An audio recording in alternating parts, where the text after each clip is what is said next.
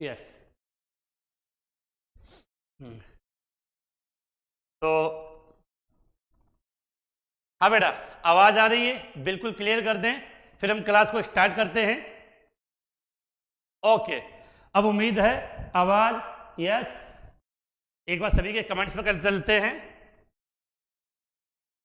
हाँ बेटा, अब उम्मीद है यस। यश कुमार, शंकर यादव, सभी का सुप्रभात। अब उम्मीद है कि आवाज आ रही है। टेक्निकल इश्यू हो जाता है। क्लास को स्टार्ट करते हैं, फिर से रिपीट कर रहे हैं। आज की क्लास में हम माध्यमिक शिक्षा बोर्ड द्वारा जारी मॉडल पेपर को हल करेंगे। इसी प्रकार का प्रश्न पत्र आपको आपकी एग्जाम में देखने को मिलेगा। तो इस प्रश्न पत्र की सहायता से हमें यह आइडिया लगेगा कि किस प्रकार से बोर्ड एग्जाम में क्वेश्चन पूछे जाते हैं, कैसे आपको उसके आंसर लिखने हैं, किस पोर्शन में किस प्रकार का किस टाइप का क्वेश्चन आता है। तो ये आपके माध्यमिक शिक्षा बोर्ड द्वारा जारी उच्च माध्यमिक परीक्षा कक्षा 12 रसायन विज्ञान का मॉडल पेपर है। इसको हम हल करेंगे। तो पहला क्वेश्चन आपकी स्क्रीन के सामने। सबसे पहले खंड ए होगा। खंड ए में सबसे पहले आपके क्वेश्चन आएंगे वस्तुनिष्ठ प्रश्न। वस्तुनिष्ठ प्रश्नों की संख्या कितनी होगी? 16 होगी। और प्रत्येक प्रश्न है वो 8 अंक का होगा। सॉरी, कुल प्रत्येक प्रश्न है वो 0.5 अर्थात आधे अंक का होगा। तो कुल प्रश्नों के वस्तुनिष्ठ प्रश्न होंगे, उनके कुल अंक कितने हो जाएंगे? 8। पहला क्वेश्चन आपकी स्क्रीन के सामने कि यह एक आदर्श विलयन का गुण है। तो यह राउल्ट के नियम को मानता है। डेल्टा एच मिश्रण इक्वल क्या होता है? 0 होता है। डेल्टा वी मिश्रण इक्वल 0 होता है। ये उपरोक्त सभी तो हमने पढ़ा था। आदर्श विलयन वही होता है जो राउल्ट के नियम का क्या करता हो? पालन करता हो। डेल्टा एच मिश्रण इक्वल 0 होता है। डेल्टा वी मिश्रण इक्वल 0 होता है। अर्थात पहले क्वेश्चन का आंसर क्या हो जाएगा? द हो जाएगा। अगर आपको इन क्वेश्चनों के आंसर आते हैं तो कमेंट्स में जरूर बताएं। ठीक है। क्वेश्चन नंबर 2, जंग लगना निम्न में से किसका मिश्रण होता है? देखो बड़ा, जंग लगने का जो आप फॉर्मूला लिखते हो वो ये लिखा जाता है हमें Fe2O3.X आप देख लो इसके अंदर। तो Fe2O3.X तो इस क्वेश्चन का राइट आंसर क्या हो जाएगा? आपका 6 Fe2O3 व FeOH होल ट्राइस। इसके बाद अगले क्वेश्चन की बात करें। प्रथम कोटि अभिक्रिया के क्या प्रश्न है? प्रथम कोटि अभिक्रिया के 90% पूर्ण होने में लगभग समय लगता है। प्रथम कोटि अभिक्रिया के 90% पूर्ण होने में समय लगता है। अदायुकाल का 1.1 गुना, अदायुकाल का 3.3 गुना, या 3.5 गुना, या 4.4 गुना। तो ये याद कर लेना है कि अगर कोई प्रथम कोटि की अभिक्रिया है और वो 90% कंप्लीट हो रही है तो उसको अपने अदायुकाल का 3.3 गुना लगता है। तो इसका राइट आंसर आपका क्या हो जाएगा? ब हो जाएगा। उम्मीद है समझ में आ रही होगी बात। अगला, द्वितीय कोटि अभिक्रिया के वेग स्थिरांक की इकाई होती है।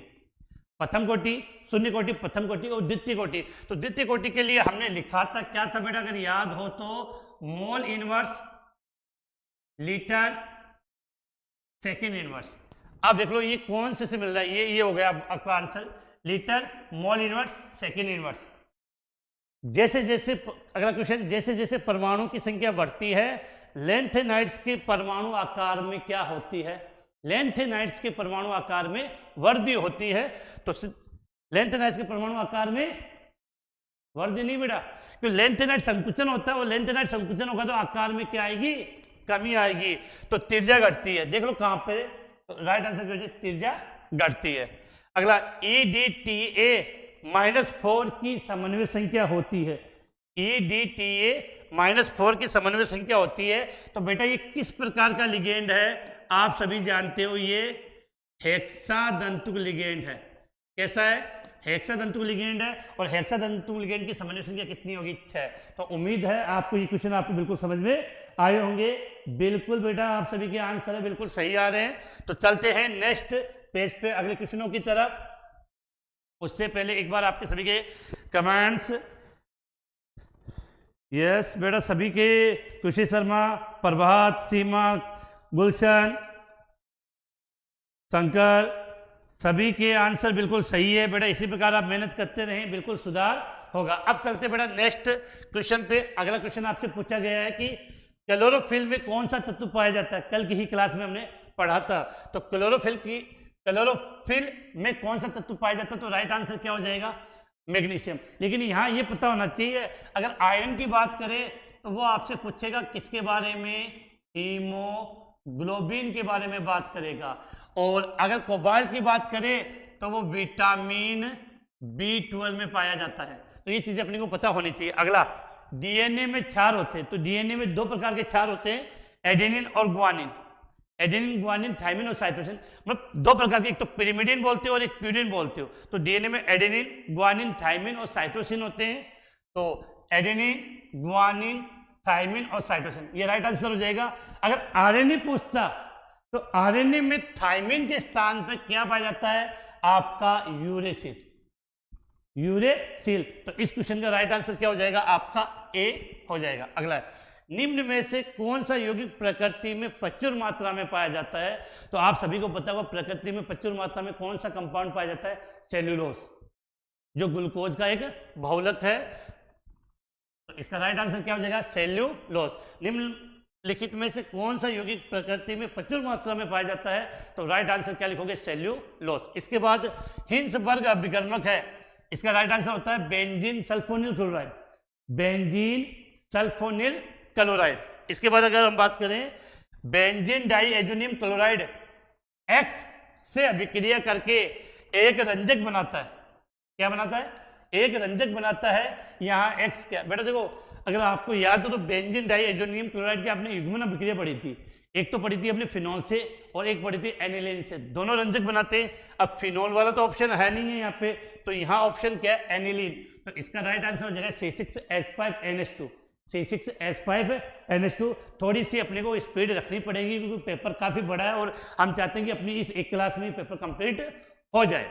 अगला, ल्यूकास अभिकर्मक है, तो आप सभी जानते हो निर्जल ZnCl2 प्लस सांद्र HCl का मिश्रण। तो यहाँ HCl है, लेकिन HCl यहाँ पर भी, लेकिन यहाँ कॉपर है और यहाँ निर्जल ZnCl2, तो इसका राइट आंसर ये हो जाएगा ब। तो ल्यूकास अभिकर्मक का फॉर्मूला क्या होगा, निर्जल ZnCl2 और साथ में सांद्र HCl होता है। एल्कोहल सोडियम के साथ अभिक्रिया करके कौन सी गैस बाहर निकालते हैं, जो फटफट की ध्वनि के साथ जलती है, हाइड्रोजन गैस। तो इसका राइट आंसर क्या हो जाएगा, H2। एल्कोहल सोडियम के साथ अभिक्रिया करके कौन सी गैस उत्पन्न करता है, हाइड्रोजन गैस उत्पन्न करता है। इसके बाद बेटा चलते हैं हम नेक्स्ट क्वेश्चन पे, कि निम्नलिखित में से किसका उपयोग निषेधक के रूप में किया जाता है, बेहोश करने के रूप में आप समझ सकते हो। तो इसका राइट आंसर क्या हो जाएगा, आपका क्लोरोफॉर्म। क्या हो जाएगा, क्लोरोफॉर्म। अगला है, निम्नलिखित यौगिक में से यौगिक B है। देखो B की पहचान करनी है, तो सीधी बात है C2H5Br एथिल ब्रोमाइड के साथ को यहाँ पे इसको ऐसा समझते हैं कि C2H5Br की अभिक्रिया आपने किससे की दी, पोटेशियम साइनाइड से। तो यहाँ ये बाहर निकल जाएगा, तो आपका क्या बन जाएगा, C2H5Cl। ठीक है, और इसका जब आप पूर्ण जलापठन करोगे, जलापठन है तो जलापठन करने पर जो 2 एक 3 कार्बन वाला कार्बोक्सिलिक अम्ल बन जाएगा, तो CH3 CH2 COOH ये बन जाएगा। और इस 3 कार्बन है तो इसका नाम क्या होता है, प्रोपेनोइक अम्ल। क्या होता है, प्रोपेनोइक अम्ल। तो इस क्वेश्चन का राइट आंसर क्या हो जाएगा, सर जल्दी से आप इसका स्क्रीनशॉट ले लें और ये साथ में आप नोट करते रहें। चलो अब चलते हैं नेक्स्ट। अब देखो SN2 अभिक्रिया में बनता है, SN2 अभिक्रिया में बनता है, दो है SN1 और SN2, दोनों इंपॉर्टेंट है। तो क्लियर होना चाहिए कि SN1 में मध्यवर्ती के रूप में आपका क्या बनता है, कार्बोकेटाइन। क्या बनता है, कार्बोकेटाइन। इसी को आप कार्बोनियम भी कहते हो। लेकिन सवाल में आपको पूछा है SN2, तो SN2 में मध्यवर्ती के रूप में आपका क्या बनता है, संक्रमण अवस्था, ट्रांजिशन स्टेट बनती है। तो क्वेश्चन इसका आंसर क्या हो जाएगा, ए, संक्रमण अवस्था। SN2 अभिक्रिया में बनता है संक्रमण अवस्था। क्लियर है। इसके बाद अभी खंड ए चल रहा है, खंड ए में आपके वस्तुनिष्ठ प्रश्न कितने, 16 कंप्लीट हो गए। उसके बाद आपसे वो अगला आएगा, रिक्त स्थान की पूर्ति करें, रिक्त स्थान की पूर्ति करें। इसका देखो, रिक्त स्थान की पूर्ति में आपके कितने क्वेश्चन आएंगे, 10 क्वेश्चन आएंगे और प्रत्येक क्वेश्चन कितने अंक का होगा, आधे अंक का होगा। अर्थात ये रिक्त स्थान वाले क्वेश्चन है वो कितने अंकों के हो जाएंगे, 5 अंक के हो जाएंगे। जिसका पहला क्वेश्चन है, कार के रेडिएटर में के प्रयोग की सलाह दी जाती है। तो बड़ा सीधी सी बात है कि सर्दियों में जो कार का रेडिएटर होता है उसका जल जम जाता है, तो उसको बचाने के लिए उसमें एथिलीन ग्लाइकोल यहाँ लिख देते हैं, इसको मिलाने की सलाह दी जाती है, एथिलीन ग्लाइकोल। एथिलीन ग्लाइकोल को मिलाने की सलाह दी जाती है। विभवांतर को, कितना इजी क्वेश्चन है, विभवांतर को इससे वोल्ट मीटर से नापा जाता है, विभवांतर को वोल्ट मीटर से मापा जाता है। सांद्रण, इस सांद्रण की जगह पर सांद्रता शब्द आप काम ले सकते हो कि सांद्रण बढ़ाने पर अभिक्रिया का वेग, तो अभिकारक की सांद्रता बढ़ेगी तो अभिक्रिया का वेग भी क्या होगा, बढ़ जाता है, तो अभिक्रिया का वेग बढ़ जाता है। सबसे अधिक ऑक्सीजन अवस्था रखने वाला तत्व, देखो बेटा यहाँ पे क्वेश्चन में मिस्टेक ये है कि अपने सिलेबस में जो डी ब्लॉक वाले तत्व है उसका मेन फोकस किया गया है 3D श्रेणी पर, 3D प्रथम संक्रमण श्रेणी पर, उसके अनुसार इसका आंसर है वो आपका क्या हो जाएगा, मैग्नीज। मैग्नीज कोष्टक में क्या लिख दिया, Mn कितना +2 से +7 तक रिप्रेजेंट करता है।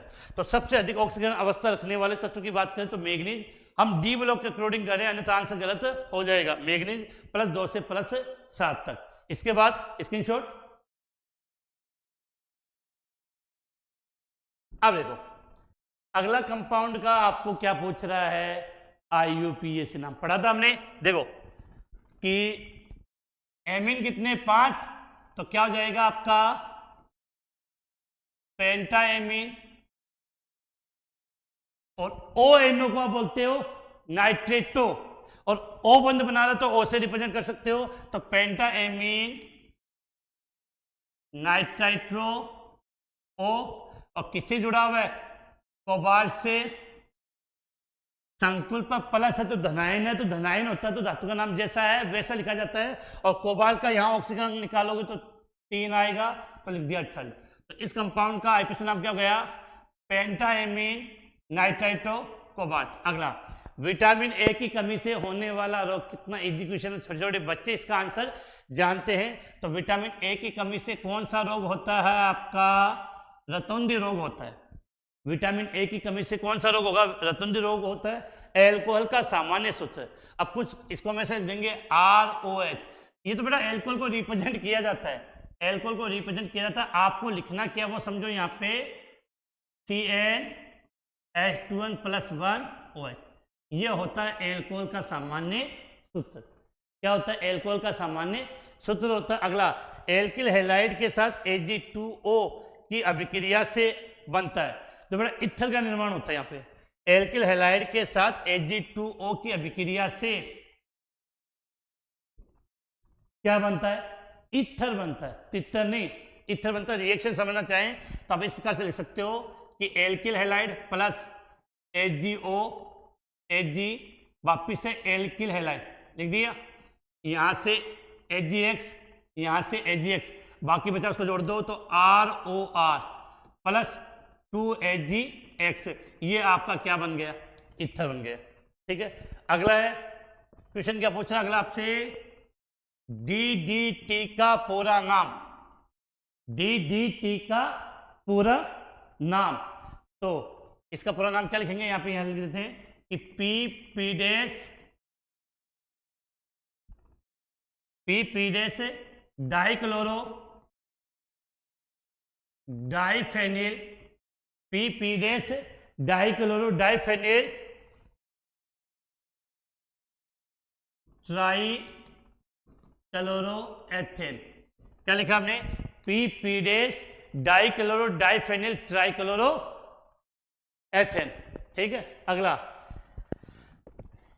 एथिल क्लोराइड को AgCN के साथ गर्म करने पर क्या बनता है। देखो बेटा इसकी रिएक्शन यहां समझते हैं कि C2H5Cl एथिल क्लोराइड है, इसकी अभिक्रिया AgCN से करवाई, सिल्वर साइनाइड है, इनमें कौन सा बंद होता है, सहसंयोजक, तो आपका जो उत्पाद है वो ये बनेगा, देखो यहाँ पे C2H5NC plus AgCl, ethyl isocyanate, क्या नाम हो गया इसका,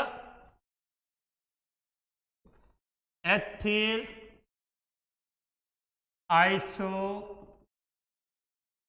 आइसोसाइनाइड। तो यहां आंसर क्या हो जाएगा, क्या लिख दोगे, यहाँ पे क्या बनेगा, एथिल आइसोसाइनाइड। तो इस प्रकार से आपके पेपर में 10 फिल इन द ब्लैंक रिक्त स्थान वाले क्वेश्चन पूछे जाएंगे। इसके बाद आपके इस पोर्शन में आएंगे अति लघुरात्मक प्रश्न। अति लघुरात्मक प्रश्न, अति लघुरात्मक प्रश्न का मतलब है कि इनका क्वेश्चन आपको इनका जो आंसर वो 1 या 2 शब्द में आपको देना होता है। तो इनकी संख्या कितनी होगी बेटा? 8 होगी। और प्रत्येक क्वेश्चन कितने अंक का होगा? 1 अंक का। तो कुल टोटल अंक कितने होंगे? 8। पहला क्वेश्चन क्या है? किन्हीं 2 ऐसे विलयन के उदाहरण दीजिए। बेटा काफी इंपॉर्टेंट क्वेश्चन है। किन्हीं 2 ऐसे विलयन के उदाहरण दीजिए जो राउल्ट के नियम का क्या करते हैं? पालन करते हैं। राउल्ट के नियम का पालन करते हैं, लेकिन वो कौन सा विचलन दर्शाएंगे? धनात्मक विचलन। मतलब काफी इंपॉर्टेंट है, पूछा जा सकता है। तो इसके 2 एग्जांपल मैं लिख रहा हूं जो आपकी एनसीईआरटी बुक में दिए हैं। एक तो आप लिख लो इसका ethanol plus acetone, ethanol plus acetone. और दूसरा एग्जांपल इसका आप लिख सकते हो कार्बन डाइऑक्साइड प्लस एसीटोन। एक तो हमने लिख दिया एथेनॉल प्लस एसीटोन और दूसरा लिख दिया carbon dioxide plus acetone. Carbon disulphide बेटा, कार्बन डाई सल्फाइड, ऑक्साइड नहीं, sorry, carbon disulphide plus acetone है ये। तो अब यहां से एक क्वेश्चन मैं आपसे पुटअप कर रहा हूं। राउल्ट के नियम से जो ऋणात्मक विचलन प्रदर्शित करते हैं, राउल्ट के नियम से जो ऋणात्मक विचलन प्रदर्शित करते हैं वो आप कमेंट्स में बताइए। धनात्मक वाले तो मैंने लिख दिए, ऋणात्मक वाले क्वेश्चन आप वो कमेंट्स में जरूर बताएं। इसके बाद सामान्य ताप पर जल की मोलरता का मान कितना होता है? 55.5। सामान्य ताप पर जल की मोलरता का मान 55.5 एम होता है मोलरता के लिए। विशिष्ट चालकता और सेल स्थिरांक में संबंध दर्शाइए। देखो बेटा, सेल स्थिरांक को यदि आप किससे दर्शाते हो? जी स्टार से। सेल स्थिरांक को किससे दर्शाते हो? जी स्थिरांक से। तो इसका फॉर्मूला हो जाएगा आपका आर इंटू कप्पा संबंध। जी स्टार बराबर आर इंटू कप्पा आप लिख सकते हो यहाँ पे। अगला, लेंथेनाइड श्रेणी में त्रिसंयोजक धनायन का आकार परमाणु क्रमांक बढ़ने पर घटता है, इस संकुचन को कहते हैं। क्वेश्चन रिपीट हो गया, इसको आप क्या बोलते हो? लेंथेनॉइड संकुचन। क्या बोलते हैं?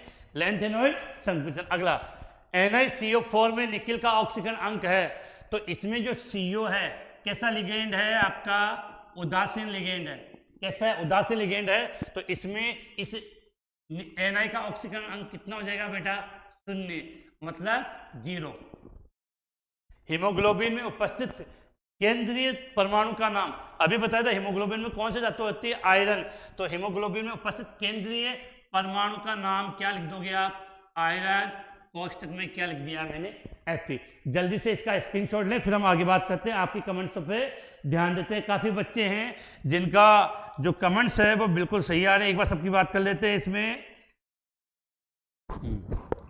तो बेटा बिल्कुल अगर आप इसी प्रकार से प्रैक्टिस करते रहोगे तो आपका बिल्कुल हो जाएगा। प्रेमराम, शंकर यादव, खुशी, सीमा, निर्मला, एम सिंह। तो बेटा थोड़ी सी कंटिन्यू मेहनत करोगे तो बिल्कुल आपको ये चीज़ें समझ में आ जाएगी। और सबसे पहले इंपॉर्टेंट है कि मॉडल पेपर की मैंने बात यहाँ से इसलिए की क्योंकि मॉडल पेपर जैसे ये माध्यमिक शिक्षा बोर्ड क्या करता है कि जब सिलेबस चेंज होता है तो अपना एक मॉडल पेपर बनाकर भेजता है कि इस प्रकार से आपको बोर्ड एग्जाम में क्वेश्चन पूछे जाएंगे। तो वहां से उसी तरीके से आपको बोर्ड एग्जाम में आपको पेपर देखने को मिलता है। तो इस पेपर की सहायता से हम पूरा एनालिसिस कर सकते हैं कि बोर्ड एग्जाम में अपना पेपर कैसा आएगा और हम उसका कैसा आंसर देंगे। इसके बाद चलते बड़ा नेक्स्ट क्वेश्चनों पे, थोड़ी सी स्पीड ज्यादा रहेगी। अगले क्वेश्चन, स्टार्च के 2 अवयवों के नाम बताइए। जल्दी से कमेंट्स में लिखिए।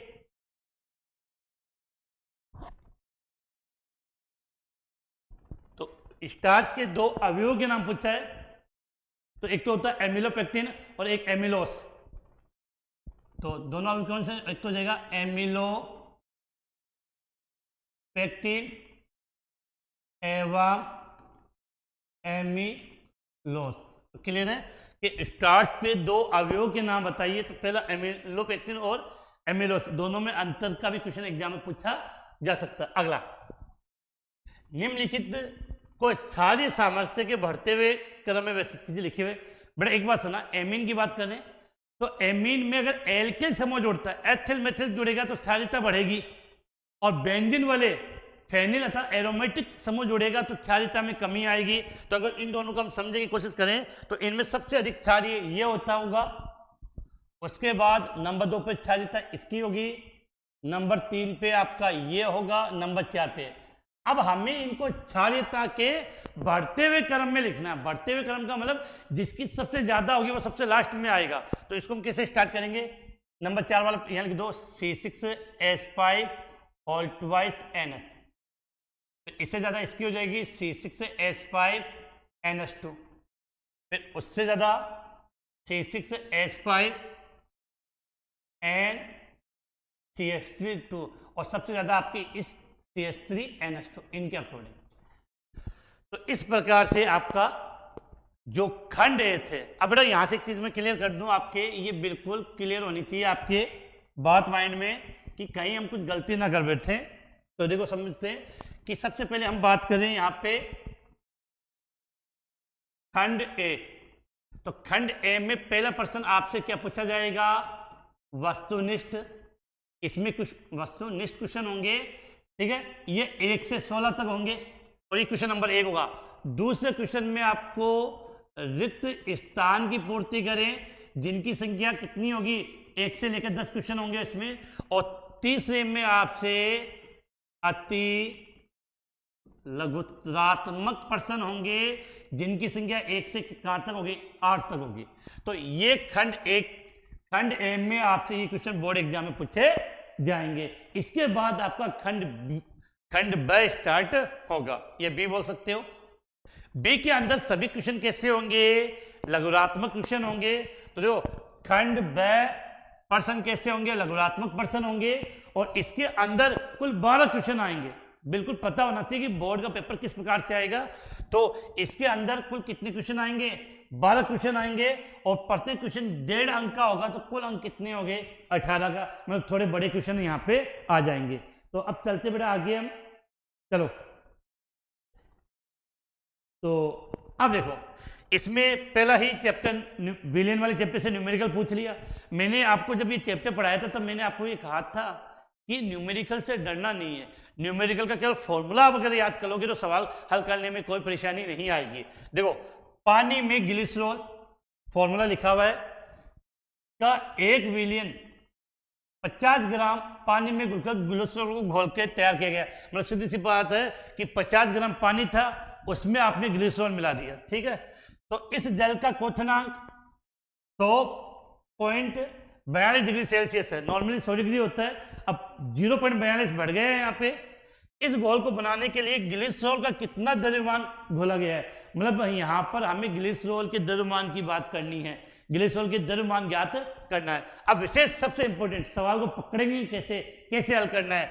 पानी के लिए आपको केबी का मान दिया, पानी के लिए किसका मान दे दिया, केबी का, बस अपना काम यहाँ हो गया। इसका मतलब केबी क्या होता है, मोलर क्वथनांक उन्नयन स्थिरांक। तो क्वथनांक उन्नयन वाला फॉर्मूला लगाना था, तो फॉर्मूला मैंने क्या बताया था अगर आपको याद हो तो, डेल्टा टीबी बराबर केबी डॉट एम। एम का मतलब मोलरता, अब मोलरता का फॉर्मूला पुट कर दो तो डेल्टा टीबी बराबर क्या हो जाएगा आपका, केबी क्या था, विलय का भार मल्टीप्लाई 1000 विलायक का मोलर द्रव्यमान इनटू विलायक का भार। अब ये फॉर्मूले पुट करते हैं, डेल्टा टीबी निकालना है तो कितना दिया है, ये 100 होता है, तो 100 में से इसको घटा लो तो 0.42 ये आ गया। डेल्टा टीबी का मान 0.42 आ जाएगा। अब देखो केबी का मान सवाल में दे दिया आपको, डब्ल्यू बी ग्लिसरॉल का भार हमें ज्ञात करना है बेटा, यही हमें क्या करना है, इसको हमें कैलकुलेट करना है। एम बी विलय का मोलर द्रव्यमान, तो ग्लिसरॉल है बेटा, ग्लिसरॉल का जो मोलर द्रव्यमान होता है वो 92 होता है। कितना, ग्लिसरॉल का जो मोलर द्रव्यमान होता है वो कितना होगा आपका, 92 हो जाएगा। और इसके बाद देखो लास्ट में क्या बचा, विलायक का भार, तो कितना है 500 ग्राम। बस केवल वैल्यू पुट करनी है, उसके बाद आपका आंसर आ जाएगा। अगर मुझे डब्ल्यू बी ज्ञात करना हो, डब्ल्यू बी, तो फॉर्मूला कैसा हो जाएगा इसका कि delta TB M B W A बट्टा Kb इंटू 1000। बस इनका आप मान मैंने बता दिया, इनका मान कैसे कैलकुलेट करोगे। मान कैलकुलेट करके जब इसका रखोगे तब आपका यह आंसर कितना आ जाएगा, 37.73 ग्राम। तो मैंने कहा कि चैप्टर नंबर 1, 2, 3 किसी से भी न्यूमेरिकल आए, अगर आपको फॉर्मूला याद है तो कोई परेशानी नहीं होगी, स्क्रीनशॉट ले लें। उसके बाद हम नेक्स्ट क्वेश्चन की तरफ आगे बढ़ते हैं।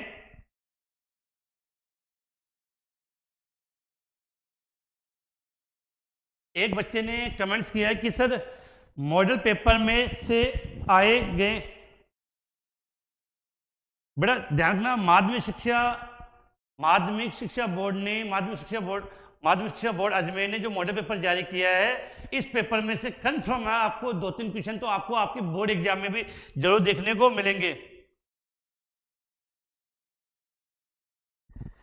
निर्मला लिख रही कि सर अक्षरों को थोड़ा बड़ा लिखे। ठीक है बेटा, अक्षर को थोड़ी साइज बड़ी कर लेते हैं अपने, जिससे आपको स्पष्ट नजर आ जाए। ओके बेटा, नेक्स्ट क्वेश्चन की तरफ आगे बढ़ते हैं।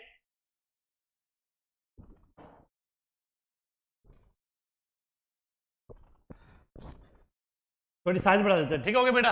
ओके, प्रथम कोटि अभिक्रिया के समाकलित वेग समीकरण को व्युत्पन्न कीजिए। अपनी क्लास हुई थी तो क्या बताया, शून्य कोटि और प्रथम कोटि दोनों को रट लेना, एक आपको आपकी बोर्ड एग्जाम में देखने को मिलेगा। तो यहां मैं केवल इसका समीकरण लिख रहा हूं, प्रथम कोटि अभिक्रिया के लिए समाकलित वेग समीकरण व्युत्पन्न कीजिए। तो फॉर्मूला क्या लिखा था प्रथम कोटि के लिए, K1 बराबर 2.303 upon T log R0 upon R। अब ये फॉर्मूला कैसे आया है, तो इस जो चैप्टर मैंने ये पढ़ाया है, तो इसका मैंने वीडियो की डिस्क्रिप्शन में मैंने क्या कर दिया, इसका आपको लिंक लगा दिया है। क्लास के बाद इसको आप देख लेना, अच्छी तरीके से समझ लेना, बिल्कुल समझ में आ जाएगा। अगला, निम्नलिखित की व्याख्या कीजिए। निम्नलिखित की व्याख्या कीजिए कि संक्रमण तत्व रंगीन होते हैं। पढ़ा था कि यहां से एक लाइन लिखनी है कि संक्रमण तत्वों में क्या, अयुग्मित इलेक्ट्रॉन। संक्रमण तत्वों में अयुग्मित इलेक्ट्रॉन पाए जाते हैं तथा इनमें इलेक्ट्रॉन T2G से EG में जाते हैं, अर्थात कौन सा संक्रमण, DD संक्रमण, अर्थात DD संक्रमण होता है। इस कारण से ये यौगिक क्या आपको रंगीन दिखाई देते हैं। अगला, जिंक को संक्रमण तत्व नहीं मानते क्योंकि जिंक का डी कक्षक पूर्ण पूरित होता है। देख सकते हो शॉर्ट में सीधा आंसर, क्योंकि जिंक का 3D कक्षक 3D10 पूर्ण पूरित होता है। जिंक का 3D कक्षक क्या होता है, पूर्ण पूरित होता है। इस कारण से ये संक्रमण तत्व नहीं माना जाता। क्योंकि संक्रमण तत्व की परिभाषा में पढ़ा था कि वे तत्व जिनका डी कक्षक पूर्ण भरा नहीं होता वो संक्रमण तत्व कहलाते हैं। अगला क्वेश्चन है कि बेटा असमानुपातन किसे कहते हैं। बेटा एक तत्व की कोई विशिष्ट ऑक्सीकरण अवस्था होती है, वो उससे कम या उससे ज्यादा पर स्टेबल होती है, तो इस कारण से वो ज्यादा के लिए इलेक्ट्रॉनों का त्याग करेगी और कम के लिए इलेक्ट्रॉन ग्रहण करेगी। इस कारण से एक ही तत्व का वहां ऑक्सीकरण भी होगा और अपचयन भी होगा, उससे हम बोलते हैं असमानुपातन अभिक्रिया। और इसका एक एग्जांपल देखकर भी बताया कि देखो यहाँ MnO4 2- है, तो इसमें मैग्नीज का ऑक्सीडेशन नंबर कितना है, +6 है। उससे ये MnO4- बनाती है, यहाँ पर मैग्नीज का ऑक्सीडेशन नंबर कितना हो गया, +7। इसके अलावा एक MnO2 बनाती है, यहाँ मैग्नीज का ऑक्सीडेशन नंबर कितना हो गया, 4। तो जो मैग्नीज है वो एक तो +6 से +7 में कन्वर्ट होती है, वहां तो हो जाएगा ऑक्सीकरण, और एक मैग्नीज 6 से +4 में कन्वर्ट होती है, वहां हो जाएगा अपचयन। तो जब एक ही तत्व का ऑक्सीजन व अपचयन दोनों होते हैं तो उस अभिक्रिया को हम असमानुपातन अभिक्रिया कहते हैं। एग्जाम्पल आपके सामने। इसके बाद चलते हैं बेटा नेक्स्ट क्वेश्चन पे। इसके बाद अगले वाले थोड़ी सी बात कर लेते हैं।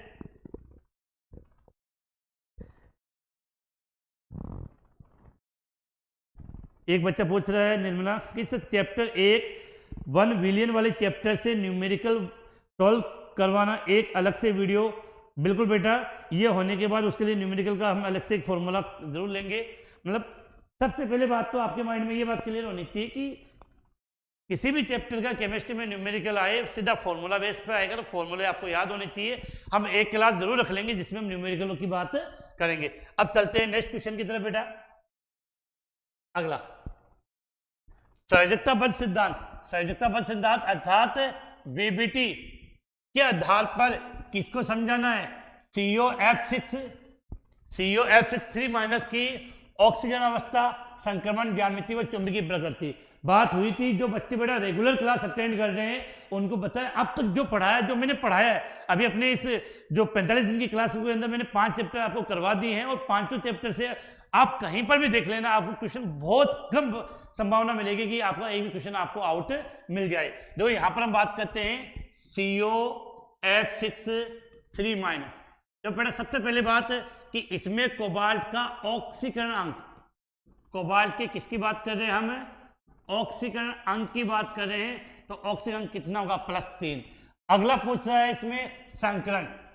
संकरण देखो बेटा दुर्बल लिगेंड है, एफ क्या है? दुर्बल क्षेत्र लिगेंड है, तो बाहर वाला डिकक्षक आएगा, तो इसमें जो संकरण है वो क्या हो जाएगा? sp3d2। देखो बेटा समन्वय संख्या कितनी है इसकी? समन्वय संख्या जितनी कक्षक लेने 6, तो 1s 3p2d, तो समन्वय संख्या 6 तो हो गया। अब देखो जिसमें संकरण sp3d2 होती है, ज्यामिति पूछ रहा है, तो उसकी आकृति कैसी हो जाएगी? अष्टफल की आकृति कैसी हो जाएगी? अष्टफल की है। इसके बाद पूछ रहा है चुंबकीय प्रकृति। बेटा चुंबकीय प्रकृति सीधी सी बात है किस में निर्भर करती है? आपकी अयुग्मित इलेक्ट्रॉन पर। अगर अयुग्मित इलेक्ट्रॉन है तो उसकी प्रकृति क्या होगी? अनुचुंबकीय। और अगर अयुग्मित इलेक्ट्रॉन नहीं है तो उसकी प्रकृति हो जाएगी प्रतिचुंबकीय या पैरामैग्नेटिक बोलते हैं जिसको आप। देखो तो इसमें क्या है? ये अयुग्मित इलेक्ट्रॉन, तो इसके आंसर हो गए। तो यहां पर इसकी लास्ट हम बात लिख सकते हैं कि ये कैसा होता है? अनुचुंबकीय। तो ये चीजें मैंने बता दी है, और जब भी ये क्वेश्चन आए तो इस प्रकार से आपको उसको कैलकुलेट करके समझा के आना है। यहाँ अष्टफल की इसकी आकृति होती है, तो ये ज्यामिति आपको बना के आनी होती है। इसके बाद बेटा चलते हैं अब नेक्स्ट क्वेश्चन की तरफ। अगला सवाल आपके सामने। हाँ, प्रोटीन की प्राथमिक और द्वितीयक संरचना के बारे में बताइए। सिंपल सा क्वेश्चन पूछ लिया। देखो बेटा प्रोटीन एक या एक से अधिक पॉलीपेप्टाइड श्रृंखलाओं का बना होता है, और प्रोटीन की प्रत्येक पॉलीपेप्टाइड श्रृंखलाओं में अमीनो अम्ल का एक निश्चित क्रम होता है जिसे प्रोटीन की प्राथमिक संरचना कहते हैं। तो थोड़ा सा इसको लिख लेते हैं यहाँ पे। देखो यहाँ पे क्या लिखते हैं कि प्रोटीन में एक या एक से अधिक पॉलीपेप्टाइड श्रृंखला होती है। प्रोटीन में एक या एक से अधिक क्या होती है? पॉलीपेप्टाइड श्रृंखलाएं होती है। लिख सकते हो कि प्रत्येक पॉलीपेप्टाइड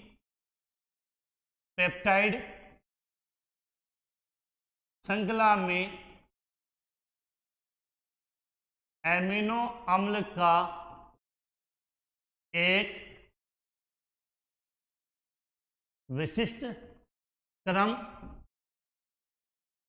होता है। कि प्रोटीन में एक से अधिक पॉलीपेप्टाइड श्रृंखलाएं होती है, और प्रत्येक पॉलीपेप्टाइड श्रृंखला में अमीनो अम्ल का एक विशिष्ट क्रम होता है। इसे प्रोटीन की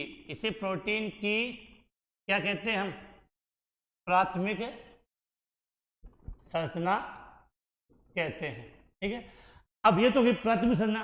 अब हम बात करें प्रोटीन की किसकी, द्वितीयक संरचना। तो ये जो प्रोटीन की जो पॉलीपेप्टाइड श्रृंखलाएं होती है ये फैली हुई होती, व्यवस्थित होती है दो प्रकार से। द्वितीयक संरचना में एक तो होता है आपका अल्फा हेलिक्स,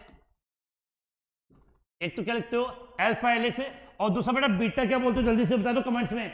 एक तो होती है आपकी अल्फा हेलिक्स, दूसरा क्या होता है बीटा प्लेटिसेड, क्या बोलते हैं बीटा प्लेटेड सीट। ठीक है, इसके बाद अगला है कि सिप अभिकर्मक क्या है, इसके लिए ये किसके लिए काम में लेते हैं, रासायनिक समीकरण समझाइए।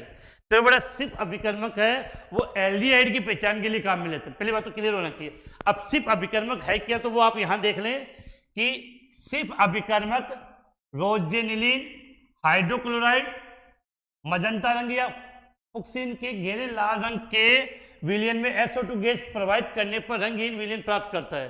जो एल्डिहाइड के सबसे इंपॉर्टेंट आपको इतना ही याद करना, जो अपने काम की बात है कि सिप अभिकर्मक का जो प्रयोग किया जाता है वो एल्डिहाइड के परीक्षण में किया जाता है। एल्डिहाइड बिना गर्म करने पर सिप अभिकर्मक के तनु विलयन को पुनः गुलाबी कर देता है। देखो सिप अभिकर्मक का वो रंगहीन होता है, जैसे आप उसमें एल्डिहाइड मिलाओगे तो ये कैसा रंग का हो जाएगा, गुलाबी विलयन हो जाएगा। कैसा हो जाएगा, गुलाबी विलयन। ये अपने लिए सबसे काम की चीज है। ठीक है, इसके बाद निम्नलिखित रासायनिक अभिक्रिया को पूर्ण करें। बड़ा पहली रिएक्शन है, देखो फटाफट समझते हैं। C6H5Cl और CH3Cl निर्जल AlCl3। तो इस क्वेश्चन की बात करें तो इसका A लेते हैं, तो C6H5Cl को मैंने ऐसे लिख दिया। इसकी क्रिया किससे करा रहे हो, मेथिल क्लोराइड से, तो CH3Cl और किसकी उपस्थिति में, निर्जल AlCl3 की उपस्थिति में। तो बेटा देखो क्या होता है, यहां से H और यहां से Cl बाहर चला जाएगा, तो ये यहां पे जोड़ दो आप इसको, तो Cl CH3। आप सभी जानते हो कि अगर बेंजीन वाले के ऊपर CH3 जुड़ाओ, बेंजीन वाले के ऊपर CH3 जुड़ाओ तो उसको आप क्या बोलते हैं, टोलुइन। अब ये ऑर्थो कंडीशन पे Cl आ जाएगा तो इसका नाम हो जाएगा ऑर्थो क्लोरो टोलुइन। ठीक है, अब देखो इसमें HI जोड़ना है, तो बेटा इसमें HI जोड़ोगे तो उत्पाद क्या बन जाएगा आपका, CH3 CHI और CH3। क्या नाम हुआ इसका, 2-आयोडोप्रोपेन। नाम जरूर लिखें, 2-आयोडोप्रोपेन। और बेटा लास्ट वाली तो आप बता दोगे, उम्मीद है लास्ट वाला तो आप बता दोगे, CH3 CH2OH प्लस SOCl2। कौन सी अभिक्रिया, डार्जन अभिक्रिया। ये कौन सी अभिक्रिया हो गई, डार्जन अभिक्रिया। और डार्जन अभिक्रिया में उत्पाद क्या बनता है, मैंने बताया था आपको, डार्जन अभिक्रिया में उत्पाद क्या बनता है, तो उत्पाद क्या बनेगा यहाँ पे, CH3 CH2Cl plus HCl plus SO2 ये बनता है। ठीक है, तो डार्जन जितनी भी नेम रिएक्शन है वो मैंने अलग से करवा रखी है। आप इस MK बूस्टर यूट्यूब चैनल पे जाके नेम रिएक्शन वाले पोर्शन में देख लेना, वहां आपको लगभग नेम रिएक्शन मिल जाएगी। तो ये क्वेश्चन हो गया, जल्दी से इसका स्क्रीनशॉट लें, फिर हम क्लास को आगे बढ़ाते हैं।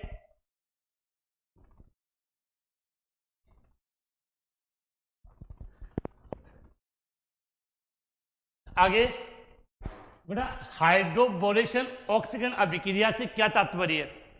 इस अभिक्रिया में क्या होता है कि एल्किन की अभिक्रिया डाइबोरेन से कराने पर ट्राई एल्किल बोरेन योगो उत्पाद प्राप्त होता है, जिसका क्षारीय माध्यम में H2O2 उसे एल्कोहल में ऑक्सीकृत कर देता है। इसकी रिएक्शन इंपॉर्टेंट है, मैं रिएक्शन का एग्जांपल समझाता हूं यहाँ पे। जैसे हाइड्रोबोरेशन ऑक्सीकरण अभिक्रिया, तो हमने एक एल्किन ली, तो देखो यहाँ पे CH3 CH double bond CH2, इसकी अभिक्रिया हम करवाते हैं डाइब्रोन से, तो फॉर्मूला हम लेते हैं यहाँ पे BH3, 3 है, तो मैंने इसके कितने अणु लिए, 3।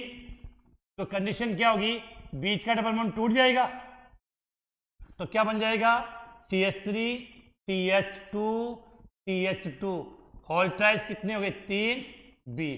तो ये क्या बन गया आपका, ट्राई एल्किल बोरेन। अब आपने क्या किया, इस ट्राई एल्किल बोरेन को क्षारीय माध्यम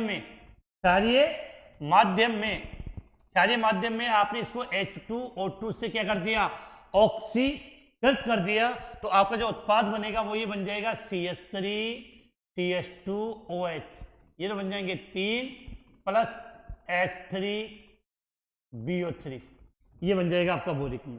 तो ये रिएक्शन है, ये काफी इंपॉर्टेंट है, वो आपको याद करनी है। अगला, प्रोपेन की मिथाइल मैग्नीशियम ब्रोमाइड के साथ अभिक्रिया के पश्चात उसका जलापरीक्षण करना है और जलापरीक्षण से बनने वाले उत्पाद की संरचना और आईपीसी नाम लिखें और अभिक्रिया भी लिखें।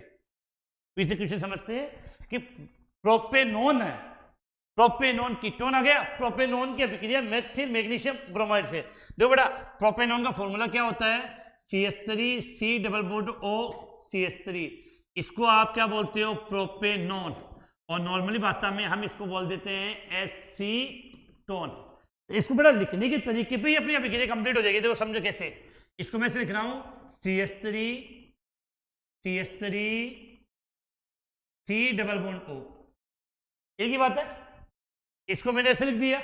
अब अभिक्रिया किससे करवानी है? मिथाइल मैग्नीशियम ब्रोमाइड से, इसका मतलब CH3MgCl से आपको इसकी अभिक्रिया करवानी है, CH3MgCl से अभिक्रिया करवानी है। तो ये डबल बॉन्ड टूटेगा, तो ये डबल बॉन्ड टूटेगा तो ये जो कार्बन है वो इस कार्बन से जुड़ जाएगा और आपका MgCl वो इससे जुड़ेगा, तो क्या बनेगा वो समझे आप? CH3 नीचे भी CH3 और यहां लिख दिया आपने OMgCl। अब इसका आपको क्या करना है? जो इतना हो गया, अब आपको यहां पर करना है इसका जल अपघटन, जल अपघटन, इसका मतलब जल से क्रिया। तो इसको देखो मैंने यहां से जल से क्रिया कर दी, HOH से क्रिया करवा दो, क्या होगा? ये यहां से अलग हो जाएगा और ये बन जाएगा। तो आपका जो मेन उत्पाद क्या बनेगा? तृतीयक एल्कोहल CH3OH बन गया। अब जो सवाल में ये ध्यान है, उत्पाद की संरचना तो हो गई, इसका आपको क्या नाम पूछ लिया? IUPAC नाम। तो देखो नाम मैं यहां लिख देता हूं, देखो 1 2 3, तो 2 पे मेथिल है तो नाम क्या हो जाएगा? 2 मेथिल और 3 कार्बन से प्रोपेन, तो प्रोपेन 2-ओल या 2 प्रोपेनोल दोनों सही है। तो 2 मेथिल 2 प्रोपेनोल, ये आंसर हो जाएगा। इसके बाद देखो, निम्नलिखित का रूपांतरण कीजिए। एथेन से आपको क्या बनाना है? ब्रोमोएथेन। जब किसी एल्केन पर हैलोजन जोड़ना हो तो उस हैलोजन की क्रिया सूर्य के प्रकाश में करवा दो, उसके साथ, इसके साथ सूर्य के प्रकाश में। देखो इधर ब्रोमोएथेन है, इसकी देखो मैंने कैसे लिखा? CH3CH2H, एक ही बात है। इसकी अभिक्रिया मैंने करवा दी, किससे? ब्रोमोएथेन बनाना है तो Br2 से करवा दी और H सूर्य के प्रकाश में, तो यहां से एक हाइड्रोजन बाहर चला जाएगा और एक Br यहां पे जुड़ जाएगा, तो उत्पाद क्या बन जाएगा? CH3CH2Br plus HBr। मेरे पास स्पेस नहीं है यहाँ पे, इसलिए मैं यहाँ पे नाम नहीं लिख रहा हूं, आप इनका नाम जरूर लिखें। क्लियर? अगला, प्रोपीन से आपको नाइट्रोप्रोपेन बनाना, काफी इंपॉर्टेंट है बेटा। प्रोपीन से आपको क्या बनाना? नाइट्रोप्रोपेन। डायरेक्ट रिएक्शन है या 2-3 रिएक्शन अपने को काम में लेनी होगी। देखो इसका बे वाले का आंसर यहाँ पे प्रोपीन है, तो फॉर्मूला क्या होगा? CH3CH double bond CH2। अब जो 1 नाइट्रो बनाना है, इसका मतलब 1 नंबर कार्बन पे जोड़ना है, तो सीधी बात है कि पहले इसको हेलोजन में कन्वर्ट कर लो, एल्किल हैलाइड में परिवर्तित कर लो। तो मैंने क्या किया, इसकी अभिक्रिया क्या लिखा है आपके सामने? ये जो इसकी अभिक्रिया HBr से करो तो पेरोक्साइड वाला प्रभाव, तो इसकी अभिक्रिया मैंने करवा दी HBr, और कौन सा प्रभाव क्या काम में ले लेंगे? पेरोक्साइड। तो HBr के साथ अगर पेरोक्साइड आ जाता है तो अभिक्रिया जस्ट उल्टी, क्या होगा कि Br वो यहां जुड़ जाएगा, ये H तो यहां जाएगा और ये Br यहां पे जुड़ेगा, तो उत्पाद क्या बनेगा? CH3CH2CH2Br, ये बन गया। अब मुझे इससे नाइट्रोप्रोपेन बनाना है, क्रिया किससे कराओगे? NO2 से। अब पोटेशियम नाइट्राइट से क्रिया कराओगे तो नाइट्राइट बनेगा, हमें नाइट्रो बनाना है, इस कारण से मैंने इसकी अभिक्रिया HgNO2 से करवा दी। किससे करवा दी? HgNO2 से। अब बन जाएगा बेटा यहां से Hg और यहां से Br, तो CH3 CH2 CH2NO2, ये क्या बन गया आपका 1 नाइट्रोप्रोपेन। क्लियर है? अगला टोलुइन से क्या बनाना है? बेंजील। टोलुइन से आपको बेंजील एल्कोहल बनाना है। कौन सा? बेंजील एल्कोहल। देखो टोलुइन है, टोलुइन का मतलब क्या होता है? बेंजीन वाले के ऊपर CH3।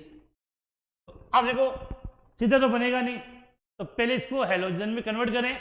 तो मैंने क्या किया, इसकी क्रिया Cl2 के साथ सूर्य के प्रकाश की उपस्थिति में करवाई। तो यहां से एक H और यहां से एक Cl क्या हो जाएगा? बाहर चला जाएगा। कंडीशन क्या हो जाएगी यहाँ पे? CH2Cl। ये आपका क्या बन गया बेटा? बेंजील क्लोराइड। अब इसकी अभिक्रिया जलीय केवल से करवा दी,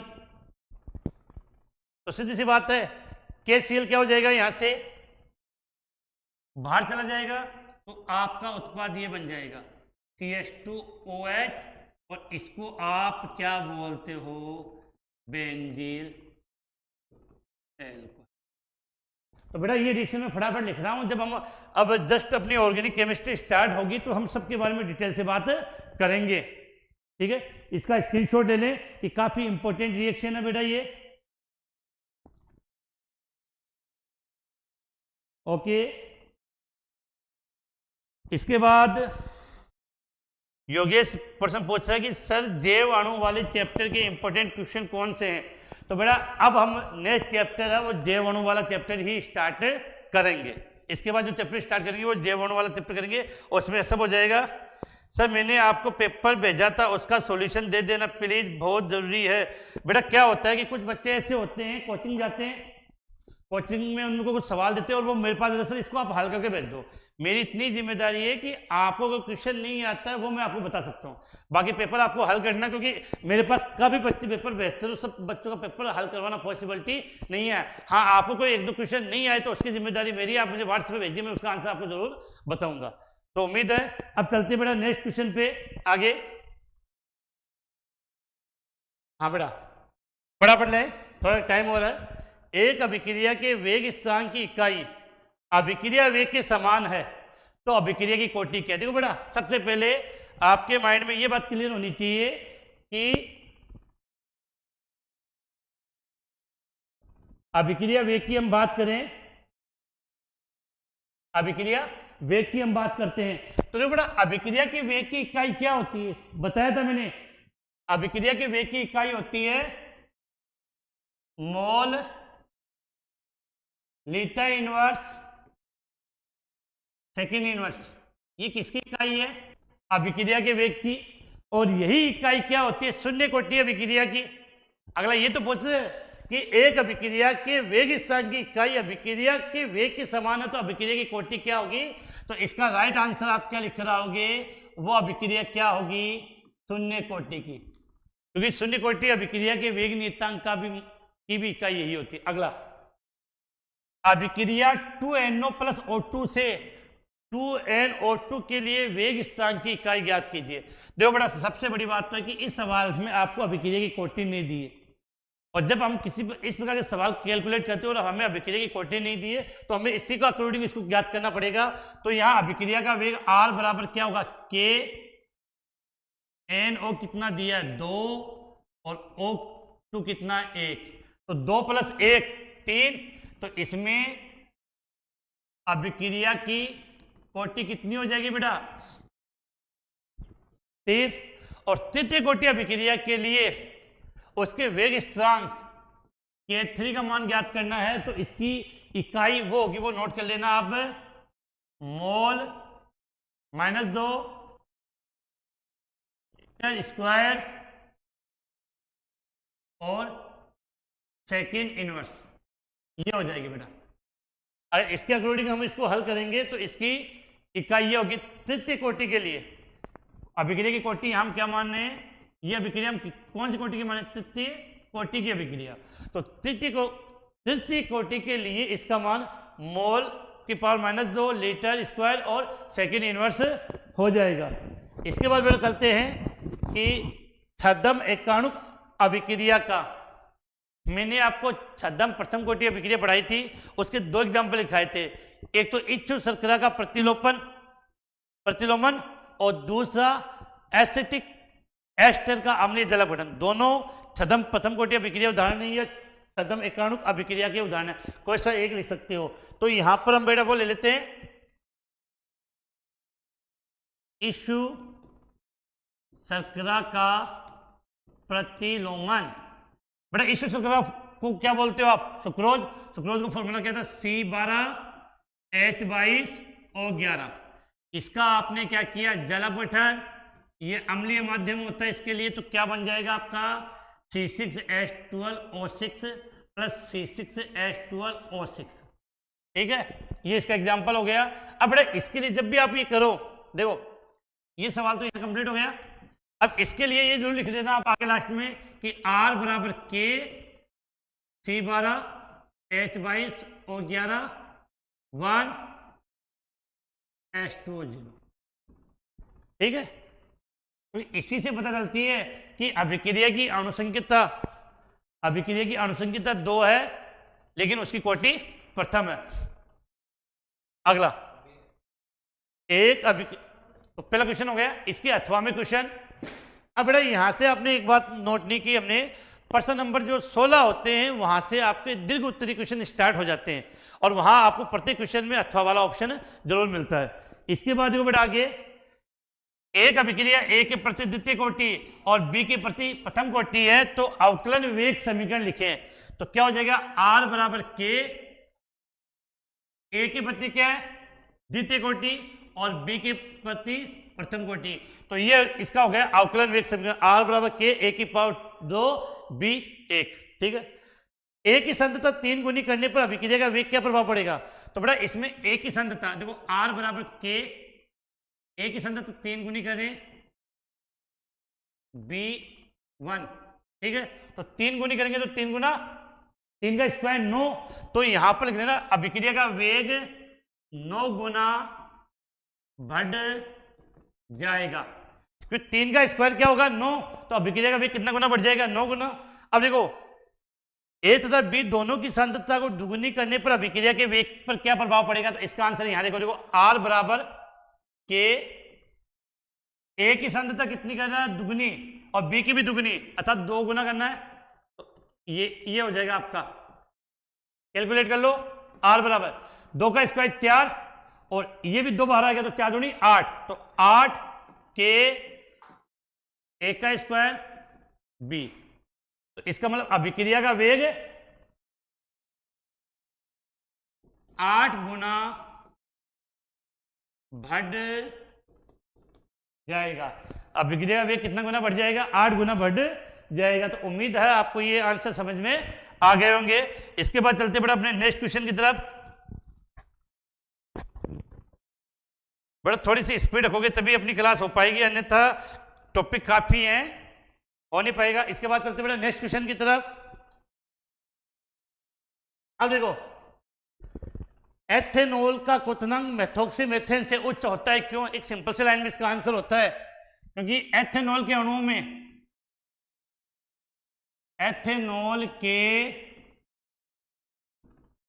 में कौन सा बंध? हाइड्रोजन बंध पाया जाता है। ज्यादा बात लिखनी ही नहीं है। अगला क्या होता है जब फिनोल सांद्र नाइट्रिक अम्ल से क्रिया करता है? तो अभिक्रिया की रासायनिक समीकरण दीजिए। पिक्रिक अम्ल का निर्माण होता है, देखो फिनोल है तो बेंजीन वाले के ऊपर क्या जोड़ेंगे? OH।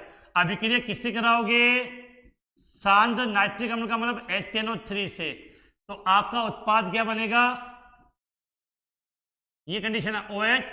तो एक NO2 आप यहां जोड़ दोगे, दूसरा NO2 आप यहां जोड़ दोगे और तीसरा NO2 आप यहां जोड़ दोगे। इस कंपाउंड को हम क्या बोलते हैं? पिक्रिक अम्ल। इसका आईपीसी नाम भी आपको पता होना चाहिए, 2,4,6 ट्राई नाइट्रोफिनोल। उम्मीद है समझ में आ गया होगा। अब देखो बेटा तृतीयक ब्यूटिल एल्कोहल का आईपीसी नाम लिखें। अगर आपको याद हो तो अभी हमने पढ़ा था तृतीयक ब्यूटिल, थोड़ी सी बेटा स्पीड बढ़ा दी है मैंने कि फटाफट पेपर कंप्लीट हो जाए अपना CH3OH। इसका IPC नाम देना है तो कोई परेशानी नहीं होनी चाहिए। 1 2 3, तो 2 पे मेथिल है तो 2 मेथिल प्रोपेन 2 ऑल। अगला विलियम्सन संश्लेषण की अभिक्रिया लिखिए। तो इस अभिक्रिया में क्या होता है कि एल्किल हैलाइड की क्रिया सोडियम एल्कोक्साइड के साथ करवाते हैं। एल्किल हैलाइड की क्रिया सोडियम एल्कोक्साइड से करवाते हैं तो NaX अलग हो जाएगा और आपको ROR ईथर प्राप्त हो जाएगा। ठीक है, ईथर। फिनोल की अम्लीय प्रकृति को समझाइए। बेटा फिनोल से जब H+ का त्याग होता है तो फिनोक्साइड आयन बनता है और फिनोक्साइड आयन अनुनाद द्वारा स्थायी होता है। तो ये आप चाहो तो इसको शॉर्ट में से समझा सकते हो कि ये फिनोल लिया, फिनोल क्या करेगा, H+ का त्याग करेगा तो O- प्लस H+, ये होता है फिनोक्साइड आयन। इसके आप स्ट्रक्चर बना के आ सकते हो, वो सॉरी अनुनादित संरचना बना के आओगे। अगला है क्या होता है जब फिनोल सांद्र H2SO4, सांद्र H2SO4 की अभिक्रिया से थैलिक एनहाइड्राइड के साथ अभिक्रिया करता है तो अभिक्रिया के रासायनिक समीकरण लिखिए। बेटा देखो समीकरण ये इस प्रकार से बनेगी आपको। फिनोल की अभिक्रिया हम किससे करवा रहे हैं, थैलिक एनहाइड्राइड से। तो देखो फिनोल को हम किस प्रकार से रिप्रेजेंट करेंगे, ये फिनोल तो ठीक है, एक H ये हो गया, दूसरा H, ये तो हो गया फिनोल। अब इसकी अभिक्रिया करवानी है आपको थैलिक एनहाइड्राइड से। तो थैलिक एनहाइड्राइड का फॉर्मूला ये होता है बेटा, बेंजीन वाले देखो यहाँ आएगा C double bond O, C double bond O, यहां पर आपने क्या जोड़ दिया, O, क्या जोड़ दिया, O जोड़ दिया। अब इसके बाद देखो बेटा अपने को करना क्या है, फिनोल की हम किसके साथ अभिक्रिया लिख रहे हैं यहाँ पे, थैलिक एनहाइड्राइड के साथ। अब होता है क्या है कि यहां से ये क्या हो जाएगा, बाहर चला जाएगा, इसको आप जोड़ दें तो कंडीशन आपकी क्या बनेगी, ये था C डबल बॉन्ड O, ये एक ये कंडीशन आ जाएगी, एक ये आप देखो यहाँ पे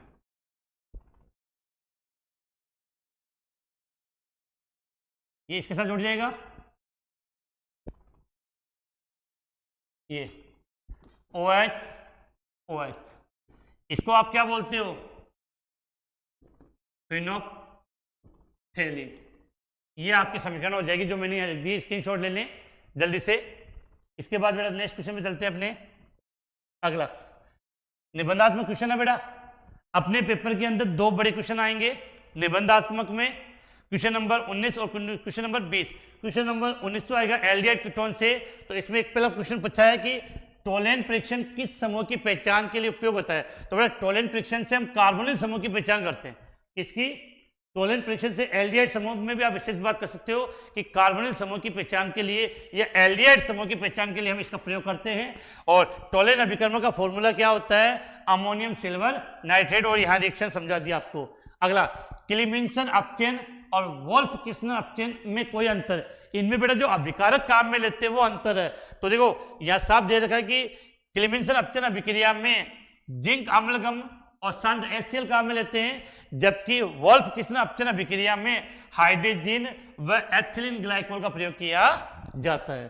अगला एल्डोज अभिक्रिया की रासायनिक समीकरण दीजिए। बड़ी सीधी सी बात है, जो एल्डोज अभिक्रिया होती है ऐसे एल्डिहाइड ये ऐसे कार्बोनिल समूह अभिक्रिया दर्शाएंगे जिनमें अल्फा कार्बन प्रेजेंट होता है। और अगला है कार्बोनिल समूह की कक्षीय संरचना बनाइए। तो सिंपल सा था कि C डबल बॉन्ड O ये स्ट्रक्चर होती है। अब इसकी हमें क्या बनानी, कक्षीय स्ट्रक्चर। तो इसको आप इस प्रकार से रिप्रेजेंट करेंगे CO, तो ये बनता हो गया आपका सिग्मा। अब देखो ऑक्सीजन पे एक रिक्त कक्षक होता है और कार्बन पे रिक्त कक्षक होता है, इनके मध्य जो बंध बनता है वो कौन सा हो गया आपका, पाई। ये हो गई इसकी कक्षीय संरचना। ठीक है बेटा, कर लोगे। नेक्स्ट अगला कार्बोनिल समूह की अनुनादित संरचना आपको रिप्रेजेंट करनी है। बेटा कार्बोनिल समूह आपको किसको किसको रिप्रेजेंट करते हो, C डबल बॉन्ड O ये होती है। अनुनादित संरचना बनाओगे तो क्या हो जाएगा, CO जो यहाँ 1 2 3 4, तो ये लोन पेयर यहाँ आ जाएगा तो कार्बन पे प्लस आ जाएगा 1 2 3। एक मिनट बेटा, थोड़ा सा इसमें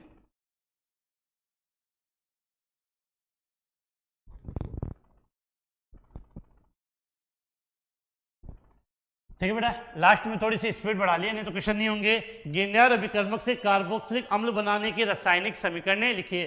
तो गिरनार अभिकर्मक से कार्बोक्सिलिक अम्ल बनाना है तो इसमें कार्बन मोनोऑक्साइड के साथ अभिक्रिया करवाते हैं। कार्बन मोनोऑक्साइड को हम कैसे लिखेंगे, यहाँ पे C डबल बॉन्ड O। अभिक्रिया गिरनार अभिकर्मक से, तो मैंने यहाँ पे ले लिया CH3MgCl। क्या होगा, ये कार्बन यहाँ जुड़ जाएगा और इस ऑक्सीजन से ये MgCl जोड़ेगा, तो CH3C डबल बॉन्ड OMgCl। इसका मैंने कर दिया जल अपघटन, तो ये यहाँ से अलग हो जाएगा और ये इसके साथ जुड़ेगा, तो क्या बन जाएगा CH3COOH प्लस MgClOH। तो ये आपका कार्बोक्सिलिक अम्ल, एसिडिक अम्ल बन गया। एल्डिहाइड कीटोन को कार्बोक्सिलिक अम्ल में कैसे विभेद करते हैं, बड़ा सीधी सी बात है कि कार्बोक्सिलिक अम्ल होता है, इसकी प्रकृति कैसी होती है, अम्लीय होती है, और ये दोनों मुख्यतः कैसे होते हैं, उदासीन होते हैं। अगला, कार्बोक्सिलिक अम्ल का क्वथनांक समतुल्य अणु आणविक द्रव्यमान वाले एल्डिहाइड की तुलना में अधिक होता है। कारण बताइए। जो बेटा क्या होता है कि कार्बोक्सिलिक अम्ल के दो अणु हाइड्रोजन बंध के द्वारा जुड़ के द्विलक बना लेते हैं, जिसके कारण इसका क्वथनांक अन्य की तुलना में अधिक होता है। जैसे एग्जांपल समझना चाहें कि इसके दो अणु आपस में हाइड्रोजन बंध से जुड़कर द्विलक बना लेते हैं, द्विलक बना लेते हैं। ठीक है बेटा, नेक्स्ट क्वेश्चन, ये चैप्टर नंबर इलेक्ट्रोकेमिस्ट्री वाले चैप्टर से पढ़ा दिया। लास्ट क्वेश्चन आपको हल कर भेजना है। लास्ट क्वेश्चन आपको मेरे व्हाट्सएप पे हल करके सेंड करना। बाकी क्वेश्चन मैंने हल करवा दिए, लास्ट में थोड़ी स्पीड बढ़ा देगी, अपना ये पूरा पेपर कंप्लीट हो जाए। अब ये बेटा फैराडे का प्रथम नियम कर लोगे। मोलर चालकता के व्यंजक का व्यंजक लिखा, ये भी आपको आता है। मोलर चालकता व तुल्यांकी चालकता में अंतर क्या है, तो बेटा इसका मैं एक बता दूं। अगर आपको तुल्यांकी चालकता ज्ञात करनी हो तो जो मोलर चालकता होती है उसमें आप n का भाग दे दो। किसका, n का। अब काफी बच्चे ये नहीं समझेंगे n कहां से आएगा। देखो बेटा BaCl2 की मोलर चालकता दी है, इसकी आपको क्या याद करनी, तुल्यांकी चालकता। तो सीधी बात है BaCl2 का मान कितना दिया, 104। अब देखो BaCl2 क्या बनेगा, Ba2 प्लस और 2Cl माइनस, अर्थात यहाँ कितने इलेक्ट्रॉन का आदान प्रदान हो रहा है, 2 का। तो 2 का भाग दे दो तो आंसर हो जाएगा 52। तो यहाँ तुल्यांकी चालकता का मान कितना आ जाएगा, 52 आ जाएगा। नीचे वाला क्वेश्चन आप कर ही लोगे। तो उम्मीद है आपको आज जो हमने मॉडल पेपर हल किया था वो पूर्णतः आपको समझ में आ गया होगा। लास्ट में थोड़ी स्पीड बढ़ा देगी, अपना पेपर कंप्लीट हो जाए। कोशिश रहेगी कि हर शनिवार को आपको व्हाट्सएप ग्रुप के माध्यम से एक मॉडल पेपर या एक प्री बोर्ड का पेपर है वो सेंड कर दिया जाए, उसको आप हल कर ले और संडे की जो क्लास होगी उसमें उसको पूरा कंप्लीट करवाया जा सके। थोड़ा बहुत भी पसंद आया तो अपने सभी साथियों तक इसका शेयर करें। इस क्वेश्चन को कंप्लीट हल करके आप मुझे व्हाट्सएप पर सेंड करेंगे, जिससे मुझे भी पता चले कि आपने पढ़ाई पेपर हल किया या नहीं। इसी के साथ